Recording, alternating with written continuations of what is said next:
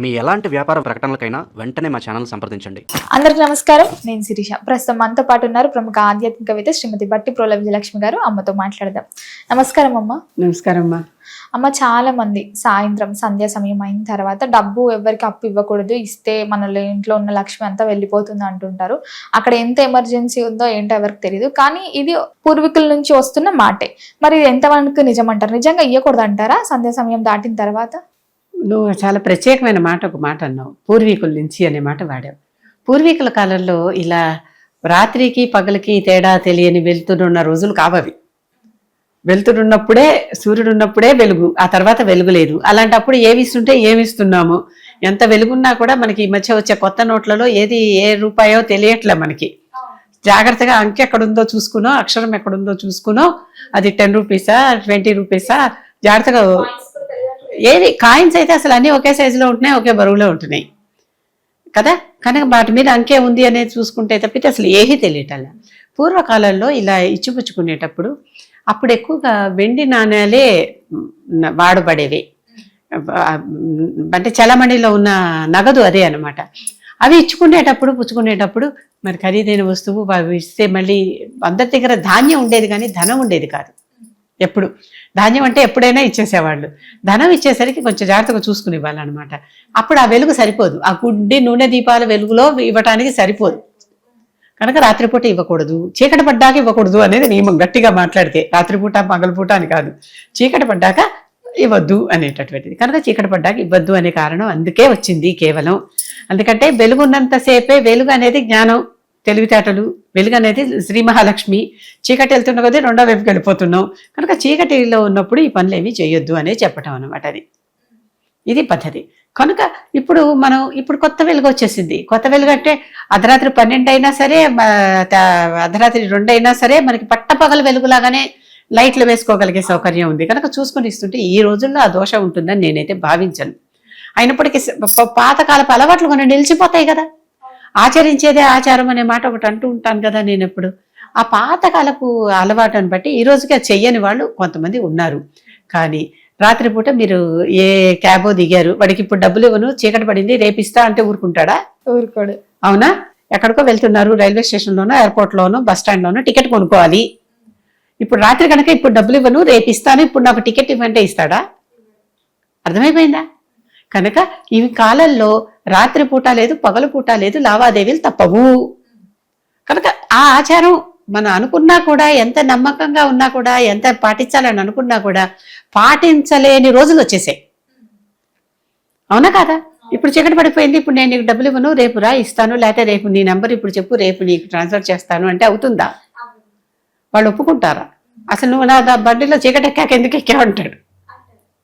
మనకు ఆ టైంలో ఎక్కువ అవసరం ఉంటుంది కదా. కనుక ఏదైనా సరే ఎక్కడికైనా బయటికి వెళ్ళి ఏదైనా చోట తిన్నాక ఇప్పుడు చీకటి కనుక ఇప్పుడు డబ్బులు ఇవ్వనంటే ఎట్లా? కనుక ఈ రోజుల్లో చీకటి పట్టాక డబ్బులు ఇవ్వకపోవటం అనేటటువంటి సమస్యే లేదు, ఆ ప్రశ్నే లేదు. చీకటి పడ్డా డబ్బులు ఇవ్వాల్సిందే, చీకటి పడకపోయినా డబ్బులు ఇవ్వాల్సిందే. కనుక దానికి సమస్య లేదు. మహాలక్ష్మి పూజ, మహాలక్ష్మి ఎప్పుడు కూడా ప్రదోషం ప్రభాతం ఈ రెండు చాలా మంచి టైంలో అని చెప్పా కదా. ప్రభాతం అంటే ఉదయాన, ప్రదోషం అంటే సాయంత్రం. ఈ సమయాల్లో అంటే సంధ్య వేళలు అవి. ఇది ఉదయ సంధ్య, అది సాయం సంధ్య. ఆ సమయంలో చేసేటటువంటి పూజ దేవతలు చాలా ఆనందంగా స్వీకరిస్తారు. కనుక చక్కగా ప్రదోషం సమయంలో. ఎందుకని ఆ సమయమే అంటారు? ఆ సమయంలో సంధ్యా సమయం అంటే ఈ శక్తి ఆ శక్తి రెండు ఉంటాయమ్మా. అటు ముందర సంధ్యా శక్తి ఉంటుంది, ఈ తర్వాత వచ్చేటటువంటి కాలం శక్తి ఉంటుంది. రెండింటికి మధ్యలో అది అంటే ఆ సమయానికి ఒక ఆఫీసర్ వెళ్ళిపోతూ ఇంకొక ఆఫీసర్ ఛార్జ్ తీసుకుంటున్నారు అనుకోండి. ఆ సమయంలో వెళ్తే 2 ఆఫీసర్లు ఉంటారు అక్కడ. ఆ సంధ్యా సమయాలు చాలా ఉత్తమమైన సమయాలు పూజలకి, దానాలకి, పూజలకి, అభిషేకాలకి, ఏవి చేసుకున్నా చక్కగా. అలాంటప్పుడు మహాలక్ష్మి పూజ చేసుకుంటే చాలా మంచిది. అమ్మవారు కరుణిస్తుంది అంటే ఒక్కసారిగా మన మీద కనకధార కురిసిపోదు, కానీ మనకు కావలసిన సమయానికి కావలసినంత అందితే ఎప్పటికప్పుడు మనం రిచ్ అనే చెప్పా కదా. అది అందరూ కావాల్సినప్పుడు కావాల్సినంత ధనం మన చేతికి వస్తూ ఉంటే. అలాగని ఊరికే కోరగానే కోరికలు కోరుకుని అంత రాలేదు అని అనుకోకూడదు. మన తాహతు సింగిల్ బెడ్రూమ్ కొనుక్కునేటప్పుడు నాకు విల్లా కావాలి అని కోరుకుని అది రాలేదు కనుక నేను బీద అనుకోకూడదు. నీకు సింగిల్ బెడ్రూమ్ కొనుక్కునేటంత తాహతు ఉంటే అంత వస్తుంది. అంతకే నువ్వు మన లిమిట్ చేసుకోవటం నేర్చుకోవాలమ్మా. కోరికలే అన్నిటికీ మూలము అని బుద్ధుడు మొత్తుకుని చెప్పాడు. ఆయన జన్మంతా ఆయన చెప్పిపోయాడు, కోరికని తీసేయండి, కోరికే అన్ని దుఃఖాలకి హేతువు. ఎప్పుడైతే కోరికని మనిషి జయిస్తాడో దుఃఖం అనే మాట అసలు జన్మలోకి రాదు, ఆ వ్యక్తికి అంటదు అని చెప్పాడు. కనుక కోరికల్ని నిగ్రహించుకోవటమే ముఖ్యమైన విషయం. కాదు, లక్ష్మీదేవి కృప మనకు కావాలి, ఎవరికొద్దు, అందరికి కావాలి. కనుక ఆ సమయంలో పూజ చేసుకోండి. చక్కగా ఆవిడకి ఇష్టమైనటువంటి పువ్వులు పెట్టి, అంటే మంచి వాసనలు వచ్చే పువ్వులు వాళ్ళకి ఇష్టం దేవతలకి. ఆ వాసనలు వచ్చే పువ్వులు మల్లెపూలు, జాజి పూలు, గులాబీ పూలు ఇలాంటివి ఉన్నాయి కదా, పారిజాతాలు. ఆ పారిజాతాలు సాయంకాలానికి ఉంచగలిగితే ఉంచవచ్చు, లేకపోతే పొద్దునైతే పారిజాతాలు బోల్డ్ ఉంటాయి కదా ముందరే, మన ఇంట్లో చెట్టు పెట్టుకుంటే రాలుతాయి కదా అవన్నీ తీసుకుపోయి చక్కగా ఆ దేవతకి అర్పించి, ఏ దేవత అనుకుంటే ఆ దేవత, మహాలక్ష్మి దేవత అంటే మహాలక్ష్మికి అర్పించి చక్కగా చేసుకోండి, పని జరుగుతుంది. అది అంతేకాని సాయంకాలం పూట డబ్బులు ఇవ్వను అనే మాటకి ప్రస్తుతానికి అది ఈ సమయానికి అది పనికిరాని వస్తువు.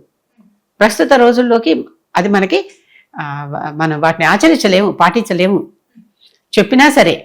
అమ్మ, ఇంటి గడపకి ముఖ్యంగా మనం చాలా మంది గౌరవిస్తూ ఉంటారు. కొంతమంది పిల్లలు కాలు పెడుతుంటే కూడా పెట్టకూడదు, మనకు అప్పులు ఎక్కువ అవుతాయి అంటుంటుంటారు కదా.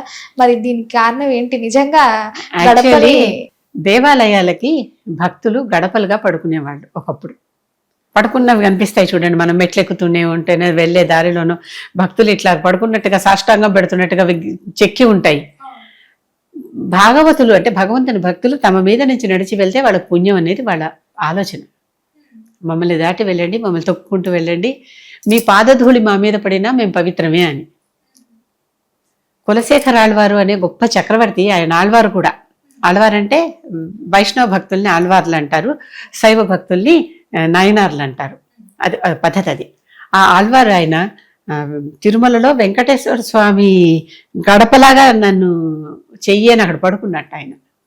ఇప్పటికీ ఆ గడపని, వాళ్ళందరూ పెద్దవాళ్ళు వెళ్ళిపోయారు వేరే విషయం, ఇప్పటికీ ఆ గడపని కులశేఖర పడి అని పిలుస్తారు. గర్భగుడి లోపలికి వెళ్ళే గుడి గడప ఉంది కదా, అంటే పురోహితులు తప్ప ఎవరో దాటానికి లేదు, మనకి తెలిసిందే కదా. మనం అక్కడ దాకా వెళ్ళటమే గొప్ప అయిపోయి ఇంకా బయట జై విజయుల దగ్గర ఇప్పుడు ఎక్కువగా ఆపేస్తున్నారు. ఆ కులశేఖర పడిదాకా వెళ్ళొచ్చు మామూలుగా ఎవరైనా, అక్కడి నుంచి ఏ దాటానికి లేదు. అంటే ఆ పూజ చేసే లోపల విగ్రహాన్ని తాకి పూజ చేసేయగలే వాళ్ళు మాత్రమే వెళ్తారు. ప్రసాదాలు ఏవి కూడా కులశేఖర పడి దాటి లోపలికి వెళ్ళవు, బయటే పెట్టి నైవేద్యాలు చేస్తారు. కులశేఖర పడి దాటి వెళ్ళి నైవేద్యం పెట్టగలిగేది ఒకటి, పగిలిపోయిన మట్టి ముంతలో పెరుగన్నం. గోపాలకుడు పెట్టిన మొట్టమొదటి పెరుగన్నం వాళ్ళ కుటుంబానికి అది వారసత్వంగా వెంకటేశ్వర స్వామి హక్కిచ్చాడు. ఒక మట్టి రోజు వాళ్ళ ఇంట్లో పాలు తోడిపెట్టి పెరుగు చేసి, ఆ పెరుగు చద్దన్నం వాళ్ళ ఇంట్లోదే చక్కగా ఆ అన్నం పెరుగన్నం చద్దన్నం అంటాం చూడు మనం, తోడన్నము అంటాం. ఆ తోడన్నం మట్టి ముంతలో వేసి ఆ మట్టి ముంతను తీసుకెళ్లి భగవంతుడి పాదాల దగ్గర పెట్టి, అదొక్కటి మాత్రమే నైవేద్యాలలో కులశేఖర పడి దాటి పాదాల దాకా వెళ్తుంది. అంటే ఇప్పుడు విష్ణుమూర్తికి విశేషమైన నైవేద్యం ఏంటంటే పెరుగన్నం. అది మాత్రమే వెంకటేశ్వర స్వామికి లోపలికి వెళ్తుందమ్మా, ఇంకా ఏవి లోపలికి వెళ్తారు. అరటి పండు కూడా వెళ్ళటానికి వీల్లేదు, మాలలు వెళ్తాయి. అవి నైవేద్యం కాదుగా, అవి అలంకరణ. మాలలన్నీ వెళ్తాయి, ఈ పెరుగన్నం వెళ్తుంది అంతే. ఆలోచించండి. ఆ పడి అంటే భక్తుడు అని అర్థం అనమాట. ఇప్పుడు గడప అంటున్నాం, మహాలక్ష్మి గడప అంటాం, ఇంటి గడపని. గడపలన్నిటిలోనే ఏ గడప మేలు అంటే మహాలక్ష్మి నివసించు మా గడప మేలు. ఆ గడపలో మహాలక్ష్మి ఉందంటే ఆ ఇంట్లో మహాలక్ష్మి ఉంది అని అర్థం. కనుక ఆ గుడిలోకి వెళ్ళేటప్పుడు కూడా గుడికి గడపకి దండం పెట్టుకుని వెళ్తాం, గమనించారా? మన ఇళ్లలో అంత చేయటంలే, మన ఇంటి గడపకి దండం పెట్టుకోవట్లే. కాకపోతే మన ఇంటి గడప కూడా అలంకరణ చేసుకుంటాం, బొట్టు పెడతాం కదా, పసుపు బొట్టు పెడతాం. మన ఇంటి గడప కూడా అలంకరణ చేసుకుంటాం. ఆ గడప దాటేటప్పుడు ఆ అమ్మవారి అనుగ్రహాల లోపలికి వెళ్ళిపోతున్నాం అనమాట. మన ఇంటి గడప అయితే మహాలక్ష్మి గడప అని దానికి పేరు. చిన్నప్పుడు ఎప్పుడో చదువుకున్న ఒక చిన్న కవిత, అరుగులన్నిటిలోన ఏ అరుగు మేలు, పండితులు కూర్చుండు మా అరుగు మేలు, గడపలన్నిటిలోన ఏ గడప మేలు, మహాలక్ష్మి నివసించు మా గడప మేలు. ఇలాంటి పద్యాలు చిన్నప్పుడు చదువుకునే వాళ్ళం మేము. మా చిన్నప్పుడు, ఇప్పుడు ఎక్కడున్నాయో వెతుక్కోవాలి నేను, ఇప్పుడు వాటిని అన్నిటిని మొత్తం సేకరించాలంటే అది. కనుక ఇలాంటివి ఆలోచించండి ఒకసారి. అది మహాలక్ష్మి. కనుక మహాలక్ష్మి పూజ, గడపకి పూజ చేసి దానికి బొట్టు పెట్టి ఒక పువ్వు పెట్టి చేసేటటువంటి వాళ్ళు ఉన్నారు కదా, దీపం పెట్టి. అది కొంతమందికి హారతి కూడా ఇస్తారు. అక్కడ దేవత ఉన్నదని భావించి ఆ దేవత మనల్ని అనుగ్రహిస్తుందని భావించి చేస్తారు. ఆ తర్వాత లక్ష్మీదేవికి ఆపోజిట్గా ఉండేది జ్యేష్ఠాదేవి. ఇద్దరు ఒకే తల్లి పిల్లలనే, ఒకే తల్లి తండ్రి పిల్లలనే చెప్పటం. జ్యేష్ఠాదేవి ఏంటంటే ఆవిడ దరిద్రానికి చిహ్నం, ఈవిడేమో సంపదకి చిహ్నం. ఇది కనుక జ్యేష్ఠాదేవి, అందుకే సాయంకాలం పూట ఏం చేస్తారు, మహాలక్ష్మి సాయంకాలం పూట చక్కగా ఇల్లంతా అలంకరించి తలుపులు తెరిస్తే ఇంట్లోకి వస్తుందని ముందు వాకిలి తెరుస్తారు, ఇంట్లోకి మహాలక్ష్మి వస్తుందని.